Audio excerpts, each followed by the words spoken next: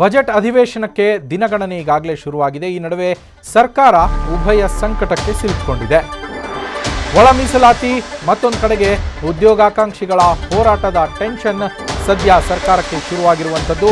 ಯಾಕಂದರೆ ಪ್ರತಿಪಕ್ಷಗಳಿಗೆ ಇವೆರಡು ಪ್ರಮುಖ ಅಸ್ತ್ರಗಳಾಗುವ ಸಾಧ್ಯತೆಗಳು ದಟ್ಟವಾಗಿದೆ. ಇಕ್ಕಟ್ಟಿಗೆ ಸಿಲುಕಿದೆ. ಇದರಿಂದಾಗಿ ಸರ್ಕಾರ, ಉದ್ಯೋಗಾಕಾಂಕ್ಷಿಗಳ ಆಕ್ರೋಶದಿಂದಾಗಿ ಒಂದು ಕಡೆಗೆ ಸರ್ಕಾರ ಕಂಗಾಲಾಗೋಗಿದೆ.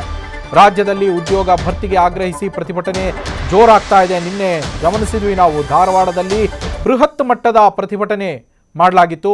ಬಜೆಟ್ ಅಧಿವೇಶನಕ್ಕೆ ಸಿಎಂ ಸಿದ್ಧರಾಗ್ತಾ ಇದ್ದಾರೆ. ಇಂತಹ ಹೊತ್ತಲ್ಲಿ ಆಕ್ರೋಶ ವ್ಯಕ್ತವಾಗ್ತಾ ಇರೋದು ಸರ್ಕಾರದ ವಿರುದ್ಧ ಮುಗಿಬೀಳ್ತಾ ಇದೆ.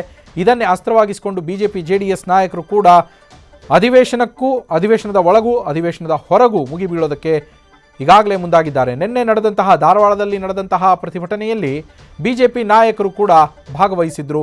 ಅವರು ಕೂಡ ನೇತೃತ್ವವನ್ನು ವಹಿಸಿದ್ರು. ನಮ್ಮ ಪೊಲಿಟಿಕಲ್ ಕರೆಸ್ಪಾಂಡೆಂಟ್ ಹರೀಶ್ ಫೋನ್ ಸಂಪರ್ಕದಲ್ಲಿ ಜಾಯ್ನ್ ಆಗಿದ್ದಾರೆ. ಹರೀಶ್, ಸರ್ಕಾರಕ್ಕೆ ಒಂದು ಕಡೆಗೆ ಬಜೆಟ್ ಅಧಿವೇಶನ, ಸಿಎಂ ಸಿದ್ದರಾಮಯ್ಯನವರು ದಾಖಲೆಯ ಬಜೆಟನ್ನು, ಐತಿಹಾಸಿಕ ಬಜೆಟನ್ನು ಮಂಡಿಸೋದಕ್ಕೆ ತಯಾರಿಯನ್ನು ಮಾಡ್ಕೊಳ್ತಾ ಇದ್ದಾರೆ. ಮತ್ತೊಂದು ಕಡೆಗೆ ಈಗ ಉಭಯ ಸಂಕಟ, ಅದರಲ್ಲೂ ಇದು ಪ್ರಮುಖ ಅಸ್ತ್ರವಾಗಿ ಬಿಜೆಪಿಗೆ ಹಾಗೆ ಜೆಡಿಎಸ್ಗೆ ಸಿಗೋದ್ರಿಂದ ಇದಕ್ಕೆ ಕೌಂಟರ್ ಕೊಡೋದಕ್ಕೆ ಸರ್ಕಾರ ಯಾವ ರೀತಿಯ ಪ್ಲಾನ್ ಅನ್ನು ಮಾಡ್ಕೊಳ್ತಾ ಇದೆ ಹರೀಶ್? ಬಹಳ ಮುಖ್ಯವಾಗಿರುವಂತದ್ದು ನಿನ್ನೆ ಧಾರವಾಡದಲ್ಲಿ ನಡೆದಂತಹ ಉದ್ಯೋಗಾಕಾಂಕ್ಷಿಗಳ ಪ್ರತಿಭಟನೆ ಇದೀಗ ರಾಜಕೀಯ ಸ್ವರೂಪ ಕೂಡ ಪಡ್ಕೊಂಡಿದೆ.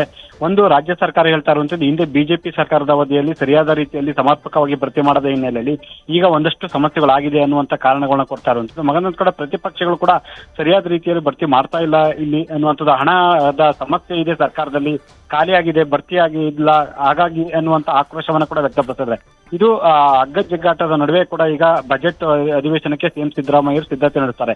ಇದೇ ಸಂದರ್ಭದಲ್ಲಿ ಕೂಡ ಈಗ ಪ್ರತಿಭಟನೆ ಸ್ವರೂಪ ಪಡ್ಕೊಂಡಿರುವಂತದ್ದು ಸಾಕಷ್ಟು ಈಗ ಚರ್ಚೆಗೆ ಗ್ರಾಸ ಆಗಿರುವಂತದ್ದು. ಒಂದ್ ಕಡೆ ಬಜೆಟ್ ಅಧಿವೇಶನ ಆರಂಭವಾಗ್ತಿರುವಂತ ಹೊತ್ತಲ್ಲೇ ಇದೀಗ ಉದ್ಯೋಗಾಕಾಂಕ್ಷಿಗಳು ಪ್ರತಿಭಟನೆಯನ್ನು ನಡೆಸ್ತಾ ಇರುವಂತದ್ದು ಒಂದ್ ಕಡೆ ಆದ್ರೆ, ಮತ್ತೊಂದ್ ಕಡೆ ಒಳ ಮೀಸಲಾತಿ ವಿಚಾರಕ್ಕೆ ಸಂಬಂಧಪಟ್ಟಂಗೆ ದಲಿತರು ಕೂಡ ಈಗ ಪ್ರತಿಭಟನೆ ನಡೆಸ್ತಾ ಇರುವಂತದ್ದು. ಒಂದಷ್ಟು ಈಗ ಕಾಂಗ್ರೆಸ್ಗೆ ಇಕ್ಕಟ್ಟಿನ ಪರಿಸ್ಥಿತಿ ಕೂಡ ನಿರ್ಮಾಣ ಆಗಿದೆ. ಸೊ ಒಂದು, ಒಳ ಮೀಸಲಾತಿ ಜೊತೆಗೆ ಖಾಲಿ ಹುದ್ದೆಗಳ ಭರ್ತಿ ಅನ್ನುವಂಥದ್ದು ಏನಿದೆ, ಇದು ಸಹಜವಾಗಿ ಕೂಡ ಸರ್ಕಾರಕ್ಕೆ ತಲ್ಲಣವಾಗಿ ಪರಿಣಮಿಸಿದೆ. ಹಾಗಾಗಿ ಈ ವಿಚಾರಕ್ಕೆ ಸಂಬಂಧಪಟ್ಟಂಗೆ ಯಾವ ತೀರ್ಮಾನವನ್ನು ಕೈಗೊಳ್ಳಬೇಕು ಅನ್ನುವಂಥದ್ದು ಕೂಡ ಇಲ್ಲಿ ಇಕ್ಕಟ್ಟಿನ ಪರಿಸ್ಥಿತಿ ನಿರ್ಮಾಣ ಆಗಿರುವಂತದ್ದು. ಸೊ ಈಗಾಗಲೇ ಕೂಡ ಪ್ರತಿಪಕ್ಷ ಬಿಜೆಪಿ ಜೆಡಿಎಸ್ ಎರಡೂ ಕೂಡ ಸರ್ಕಾರದ ವಿರುದ್ಧ ಮುಗಿಬಿದ್ದಿವೆ. ಸದನದ ಒಳಗೂ ಮತ್ತೆ ಸದನದ ಹೊರಗೂ ಕೂಡ ಹೋರಾಟ ಮಾಡ್ತೀವಿ ಅನ್ನುವಂತ ಎಚ್ಚರಿಕೆಯನ್ನು ಕೂಡ ಕೊಟ್ಟಿದ್ದಾವೆ. ಸೊ ಹಾಗಾಗಿ ಸರ್ಕಾರಕ್ಕೆ ಇದೊಂದು ರೀತಿಯಲ್ಲಿ ಕೂಡ ಇಕ್ಕಟ್ಟಿನ ಪರಿಸ್ಥಿತಿ ನಿರ್ಮಾಣ ಆದಂತೆ. Naveen, thank you Harish. News first, ನಿರ್ಭೀತಿಯಿಂದ ನಿಮ್ಮ ಪರವಾಗಿ.